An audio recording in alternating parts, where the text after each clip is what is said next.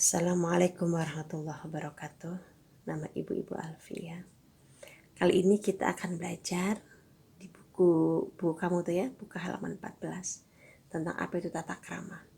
Oke, sedikit. Tata krama atau sopan santun sering juga disebut dengan etiket. Itu telah menjadi bagian dalam hidup. Ya, seperti contohnya pada saat kamu kecil, orang tua kamu mengajarkan kamu menerima pemberian orang dengan tangan kanan. Ucapkan terima kasih. Orang tua melatih kamu makan, minum, menyapa, memberi hormat, berpakaian ya. Nah, lama-kelamaan itu akan jadi suatu kebiasaan. Makan dengan tangan kanan, duduk ya, terus aja tiap hari, maka jadi kebiasaan. Tata krama berlaku dalam lingkungan terbatas, lama-kelamaan akan merambat ke lingkungan yang lebih luas ya. Pertama di rumah dulu. Diajarin makan, minum, apa segala macam di rumah, keluar kamu dengan teman-teman karena kamu kecil terus. Nah sekarang, tata krama itu disimpulkan bahwa tata krama adalah kebiasaan sopan santun yang disepakati dalam lingkungan pergaulan antara manusia. Oke. Tata krama terdiri dari dua kata, yaitu tata dan krama. Tata artinya adalah adat, aturan, norma, peraturan. Sedangkan krama berarti sopan santun, kelakuan, tindakan, perbuatan. Nah, berarti tata krama artinya apa? Tata krama berarti adat sopan santun atau kebiasaan sopan santun dalam kehidupan sehari-hari. Oke. Macam-macam tata krama adalah pergaulan ya, dalam berkomunikasi ke orang. Ada beberapa kunci pokok yang perlu dicamkan dalam masalah komunikasi. Yang pertama, perlakukan orang lain sebagaimana Anda ingin diperlakukan. Maksudnya apa nak? Kamu mau gak kalau lagi main suka ditawa palanya pak dari belakang? Kamu gak suka? Kalau kamu suka, jangan kerjakan itu. Terus kamu suka ngatain orang tuanya, kamu suka gak dikatain lagi, gak suka kan? Jangan katakan itu. Itu maksudnya. Perlakukan orang lain sebagaimana Anda ingin diperlakukan. Maksudnya gitu ya. Lanjut lagi. Setiap orang mempunyai perbedaan-perbedaan perorangan. Tidak ada kembar satu telur yang sama. Kepala boleh hitamnya sama-sama hitam, sama-sama kecil, tapi isi kepalanya beda-beda. Ya, hati gak kelihatan. Jadi tetap terus jaga bicaranya. Jangan bicara kasar dengan teman, dengan orang tua, siapapun tidak boleh. Kita gak tahu hatinya kayak apa. Mungkin lagi capek, mungkin lagi kesel. Nah, kamu tambah lagi, yang ada berantem. Yang ketiga, kenal dulu baru sayang. Makin kenal makin sayang, tak kenal makin tak sayang. Ya teman-teman kamu itu ya, kenal dulu baru sayang. Saya maksudnya apa? Akrab dulu. Jadi akrab. Tata krama berkenalan kedua belah pihak, saling menyebutkan nama, berjabat tangan, tidak mengayun-ayunkan tangan. Nah, kalau kamu ketemu sama orang, kenalan, nama aku Alfi misalnya. Kamu siapa? Salaman dulu. Tapi karena kita lagi COVID sekarang, begini aja dulu ya. Jangan bersentuhan dulu. Lanjut, tata krama berbicara. Berkata peliharalah lidah, jangan menyinggung perasaan. Nah itu dia tadi yang dibilang tadi ya, yang kayak di atas tadi kan dibilang katanya, perlakukan orang lain seperti apa yang kamu mau diperlakukan sama dia. Nah itu dia, sama, pelihara lidah, jangan menyinggung perasaan orang lain. Kalau ngomong, itu dia yang pertama, bahasa-bahasa yang biasa kamu keluarkan, bahasa kotor itu jangan dikeluarkan. Bahasa binatang ya, bahasa kasar preman. Nah itu tuh menjaga perasaan orang lain. Jangan memotong pembicaraan orang lain. Pada saat orang lagi berbicara, dengarkan dulu sampai habis baru kamu ngomong. Jangan tengah-tengah kamu duluan. Misal dia ngomong, anak-anak besok pagi kamu pakai baju yang belum selesai ibu ngomong langsung, boleh nggak yang ini, boleh nggak yang itu. Nah itu kan boleh ya. Dan lain sebagainya. Perhatikan berbicara dengan siapa. Misal kamu berbicara dengan teman, bicara dengan ibu guru, bicara dengan bapak guru, bicara dengan ibu orang tua tuh bedakan. Ini teman gua nih, berarti bacanya begini nih, ini guru nih, begini nih. Jangan sama. Enak ya. Terus tata cara penampilan berpakaian. Kalau pakai seragam sekolah harus dimasukkan pakai dasi sabuk hitam, seragam putih kamu gaya dulu di depan kaca, ngaca itu ya. Baju udah pas belum ya, masukkan yang rapi. Baru berjalan, dan baju itu tidak boleh misalkan hari Sabtu kamu pakai di pramuka. Nah, kamu datang pakai baju biru putih. Itu melanggar tata krama. Nah, gimana caranya? Sebelum berangkat itu yang kemarin-kemarin kamu cek dulu bukunya ada tidak, bajunya ada tidak gitu. Nah, memakai pakaian harus cocok dengan situasi dan tempat. Nah, kalau kamu kemana-mana pengajian ya pakai baju pengajian gitu, dia pakai baju main itu aja ya. Terus ada lagi tambahannya, cara berjalan.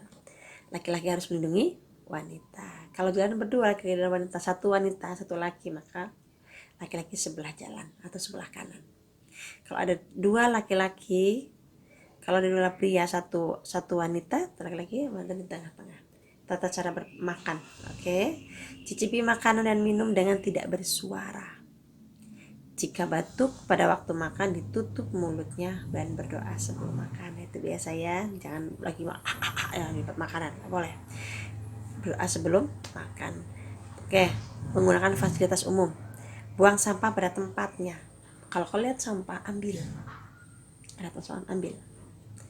Nah, itu cara juga biar kondisi di sekitar kamu tetap bersih. Jagalah kebersihan baik di kelas maupun di sekitar halaman. Ya, di kelas pun begitu. Kalau kita bersihkan enak, rapi dilihatnya. Oke, taman harus ikut kita jaga kebersihannya.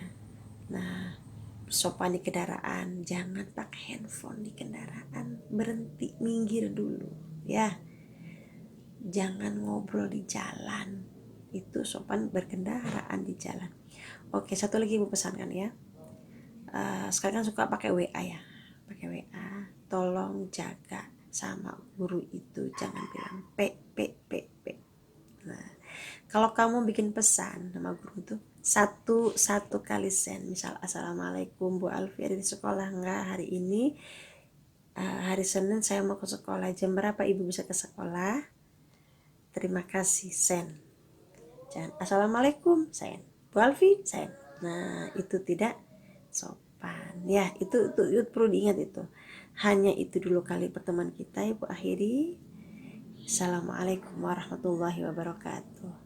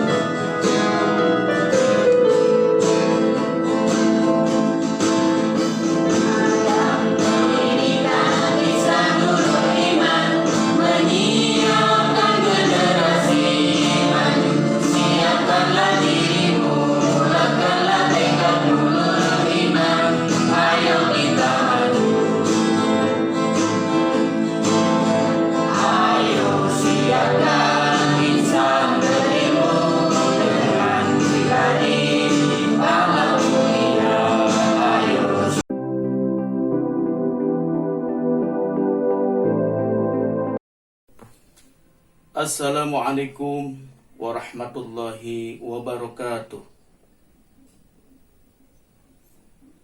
Kepada seluruh para peserta MPLS Nurul Iman atau kepada seluruh calon siswa-siswi SMP Nurul Iman yang baru, yang Bapak banggakan. Apa kabar semua? Mudah-mudahan kita semua sehat walafiat dan dalam lindungan Allah Subhanahu wa Ta'ala. Perkenalkan, nama Bapak adalah Bapak Ubaidillah. Jabatan Bapak di sekolah sebagai Wakasek bidang kesiswaan dan BP. Pada kesempatan MPLS yang kedua hari ini, Bapak diberikan amanah untuk menyampaikan materi tentang tata tertib sekolah yang ada di SMP Nurul Iman. Sebagaimana yang kita ketahui bersama, bahwa tata tertib itu bukan hanya di SMP Nurul Iman, tetapi di sekolah manapun pasti ada. Bahkan di perkantoran dan sebagainya pasti ada aturan, ya. Dan ini semua harus dilakukan dan dilaksanakan dengan sebaik-baiknya, apalagi kita sebagai para pelajar Islam.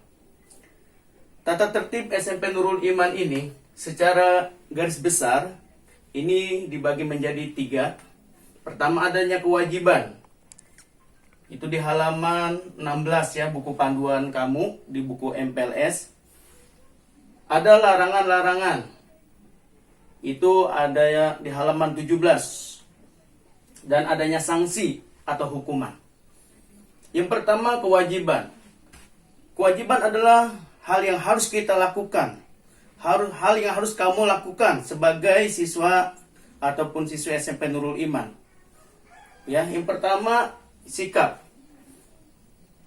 Sikap yang kita lakukan sebagai pelajar adalah bagaimana kita bisa berkata yang baik, berkata yang jujur, menghormati orang tua kita, menghormati guru kita, dan menyayangi seluruh teman-teman kita. Ya, itu yang pertama. Yang kedua, sikap yang kita lakukan adalah bagaimana kita bisa menjaga nama baik sekolah. Kita bisa menjaga nama baik diri sendiri. Kita bisa menjaga nama baik orang tua kita. Dan kita bisa menjaga fasilitas sekolah, fasilitas yang telah diberikan oleh sekolah kepada kita dengan sebaik-baiknya. Di antaranya, jangan merusak, jangan mencoret-coret tembok, bangku, dan sebagainya. Ini sangat penting ya, karena bagaimanapun tujuan kita disekolahkan, dididik dan diajarkan itu untuk menjadi orang yang baik, menjadi orang yang jujur, menjadi orang yang soleh dan soleha. Kewajiban yang kedua yang kita lakukan adalah kehadiran. Ya, mungkin ini kehadiran ke sekolah ini apabila kegiatan belajar mengajar sudah berjalan normal, sudah berjalan seperti sebelumnya, ya. Yang pertama, kehadiran kamu diharapkan tidak datang terlambat. Artinya 10 menit sebelum kegiatan belajar dimulai, kamu sudah harus ada. Ya, tidak boleh terlambat. Apabila terlambat, kamu nanti akan mendapatkan sanksi atau hukuman. Yang berikutnya, kehadiran kamu diharapkan 90%, ya. Dalam 1 tahun itu kamu harus 90%. Apabila kamu kurang 90%, maka akan ada hal yang membebankan kamu untuk kenaikan kelas nanti. Apabila kamu tidak hadir ke sekolah, diharapkan kamu memberikan informasi kepada pihak sekolah, baik melalui telepon maupun kamu melalui surat yang telah ditandatangani oleh orang tua kamu. Ya. Tidak boleh melalui WA, tidak boleh melalui SMS, ya. Yang berikutnya adalah larangan. Larangan adalah hal yang tidak boleh kita lakukan, tidak boleh kita laksanakan. Ya, apabila kita laksanakan maka nanti kita akan mendapatkan sanksi. Pertama yaitu kita berkata atau berperilaku yang baik. Ya. Kita harus berkata-kata yang baik. Kalau kita berkata yang tidak baik, nanti akan mendapatkan hukuman. mungkin secara langsung ataupun tidak langsung, ditegur maupun sanksi yang lainnya. Ya. Yang berikutnya berpakaian. Pakaian yang kita gunakan adalah pakaian yang ditentukan oleh sekolah. Seragam yang telah ditentukan oleh sekolah. Itu mungkin terdapat dalam buku kamu halaman 19 tentang pakaian aturan yang ada di sekolah kita. Senin berpakaian apa seragamnya, Selasa, Rabu, Kamis sampai hari Sabtu. Ya, itu terdapat dalam buku panduan kamu halaman 19. Ya. Kemudian pakaian juga diatur. Tidak boleh berpakaian yang terlalu ketat walaupun pakaiannya seragam sekolah. Atau terlalu besar. Ya, jadi yang pantas dilihat. Ya. Kemudian pakaian tersebut tidak boleh dicoret-coret. Diberi gambar yang tidak sesuai. Ya. Untuk pakaian, kamu juga tidak diharapkan menggunakan atribut-atribut yang di luar ketentuan sekolah. Aksesoris-aksesoris yang di luar ketentuan sekolah. Mungkin memakai gelang yang tidak pantas, atau menggunakan topi yang tidak sesuai, dasi yang dicoret-coret dan sebagainya. Lihat di buku panduan kamu. Ya. Kemudian tidak diperbolehkan atau dilarang untuk berjudi, judi jenis apapun. Ya. Baik di kelas maupun di luar kelas. Merokok. Ya. Ini merupakan suatu pelanggaran berat. Ya, di sekolah maupun di luar sekolah. Dan berkelahi atau tawuran. Ya. Ini adalah suatu pelanggaran berat yang mungkin nanti sanksinya pun berat. Yang berikutnya adalah tidak diperbolehkan miras atau minum-minuman keras. Ini sudah pasti. Karena ini adalah hal-hal yang dilarang oleh agama. Narkoba, ya, narkotika dan sebagainya, ini pun sesuatu pelanggaran berat yang memang juga dilarang oleh agama dan pada akhirnya nanti akan merugikan masa depan kamu. Ya. Yang selanjutnya yaitu tentang sanksi atau hukuman. Sanksi atau hukuman ini sudah pasti bagi siswa ataupun siswi SMP Nurul Iman yang melanggar, yang tidak mau ikut aturan sekolah. Sanksinya pertama berupa lisan atau langsung. Ketika kamu melakukan sikap yang tidak baik, bisa berkata yang tidak benar, mencaci maki teman kamu, maka sanksinya mungkin langsung. Kamu akan dinasihati, akan diingatkan. Ya. Sanksi langsung juga bisa bagi kamu yang terlambat. Terlambat ke sekolah mungkin 5 menit setelah bel berbunyi, terlambat.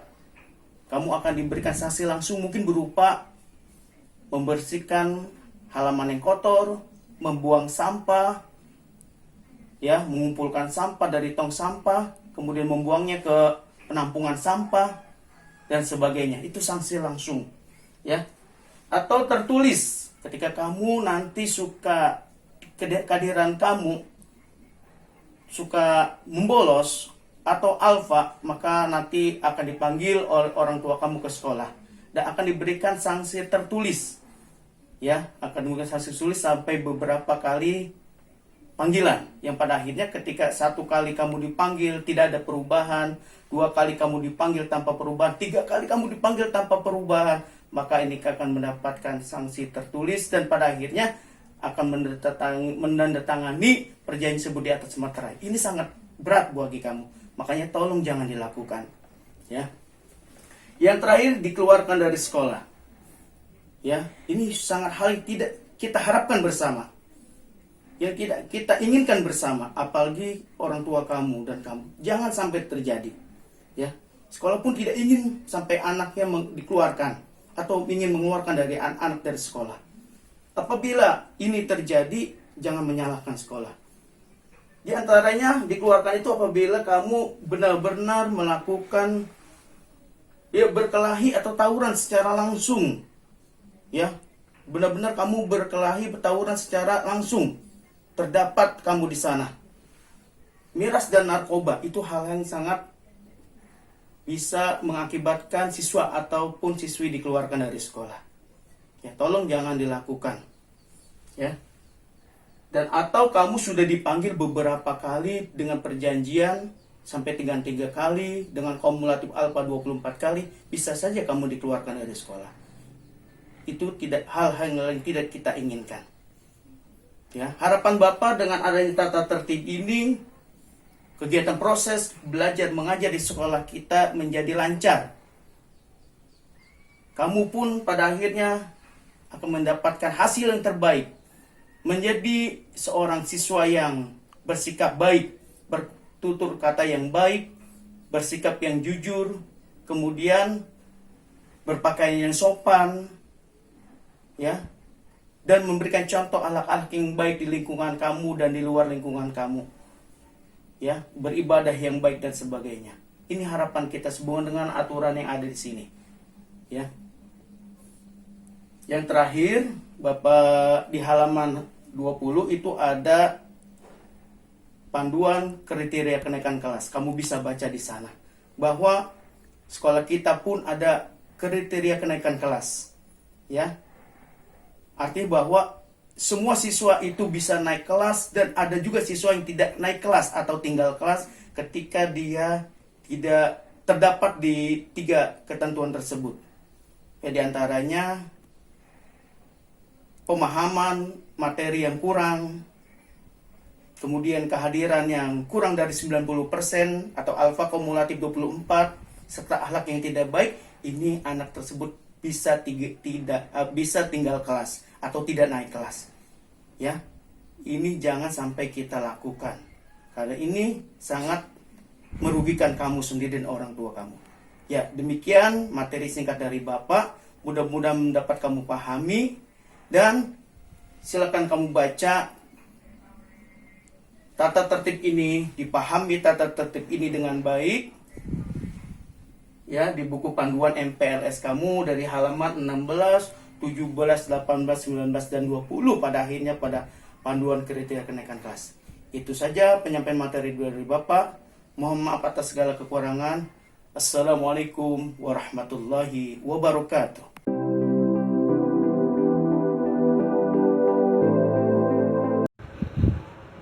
Assalamualaikum warahmatullahi wabarakatuh.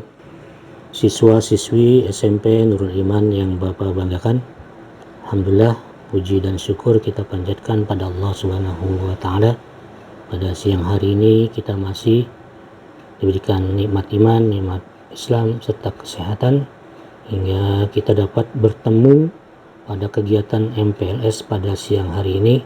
Mudah-mudahan kegiatan kita pada siang hari ini memberikan manfaat serta mendapat ridho dari Allah Subhanahu wa taala. Salawat dan salam tak lupa kita sanjungkan kepada Nabi kita, Nabi Muhammad sallallahu alaihi wasallam beserta keluarga, sahabat dan berikutnya sekalian. Mudah-mudahan kita termasuk salah satu umat beliau yang mendapatkan syafaatnya nanti di hari kiamat. Amin ya rabbal alamin. Anak-anakku, siswa-siswi SMP Nurul Iman yang Bapak banggakan, pada siang hari ini, pada pertemuan kita pada kali ini, kita akan mengenal sedikit tentang kurikulum 2013 atau yang biasa disebut dengan Kurtilas, atau ada juga yang menyebutnya dengan K13. Jadi kurikulum 2013 ini wajib diterapkan di negara kita Indonesia ini pada semua jenjang pendidikan, mulai dari jenjang pendidikan tingkat dasar SD, MI, dan juga pendidikan tingkat menengah SMP, MTS, SMA maupun MA.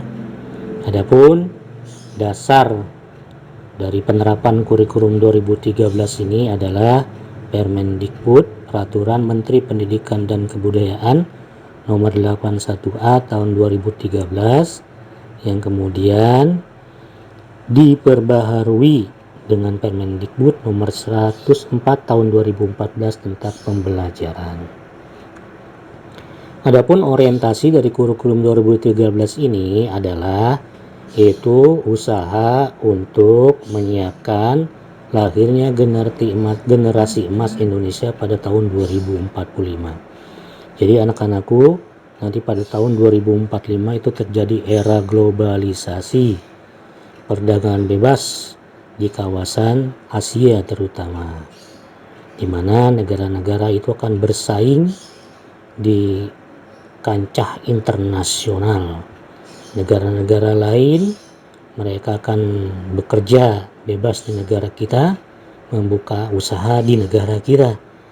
Makanya kalau tidak disiapkan usaha-usaha untuk melahirkan generasi emas, maka generasi-generasi kita tidak akan mampu bersaing dengan negara-negara lainnya. Untuk itulah disiapkanlah sebuah kurikulum yang bertujuan untuk menciptakan generasi emas pada tahun 2045 tersebut.